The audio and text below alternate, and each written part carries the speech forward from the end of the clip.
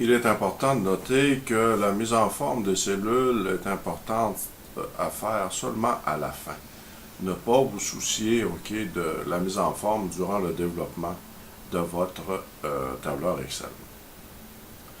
Tout simplement parce que lorsque vous allez avoir terminé, ça va être beaucoup plus rapide de faire la mise en forme. De toute façon, lorsqu'on copie des formules, souvent on a certains problèmes, la recopie de formules se fait avec la mise en forme, donc ça occasionne des problèmes.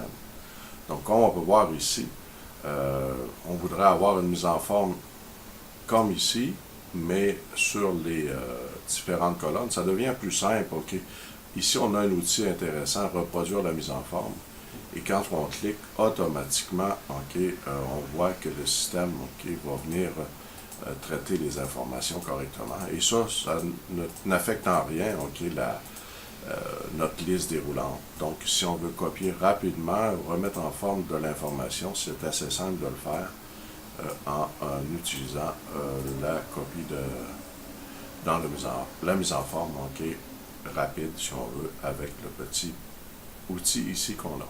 Donc, au final, votre travail va être tout simplement d'avoir dans la feuille devoir 2 essentiellement à peu près semblable l'information qui réside dans la feuille corrigée. Donc, on voit ici que les calculs s'opèrent bien.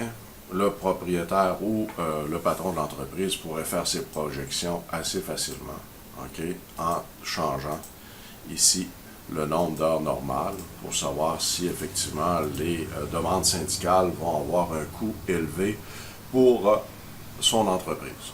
Donc, on a pratiqué à l'intérieur de ça bien des fonctionnalités, le si, la recherche V, on a nos sommes, ça c'est assez facile. On a aussi à traiter pour avoir les moyennes, le max, la moyenne, le minimum, donc des fonctionnalités de base. On a vu aussi les fonctionnalités de date. Attention, cependant, il va falloir absolument que vous formatiez les informations ici avec un bon format, c'est-à-dire le format des cellules doit être choisi pour être capable de faire le traitement spécifique. Donc, si on a un format date ici, donc définir le format des cellules, on a des informations sur les nombres, de bien choisir le format date à l'intérieur de vos cellules pour que le calcul s'opère correctement. Sinon, vous allez avoir des problèmes techniques au niveau de la solution. Donc, prenez soin aussi de nommer vos cellules. De cette façon-là, vous allez être capable de bien travailler. Prenez soin de trier les informations qu'il y a dans vos cellules. Faites attention, les informations doivent être triées dépendamment de la version d'Excel que vous allez utiliser. Lorsque vous allez sauvegarder, un message peut-être va apparaître. Faites-vous-en pas, c'est tout simplement que le format est XLS que je vous ai donné au départ. Donc, c'est pour ça qu'apparaît ce message-là. On continue.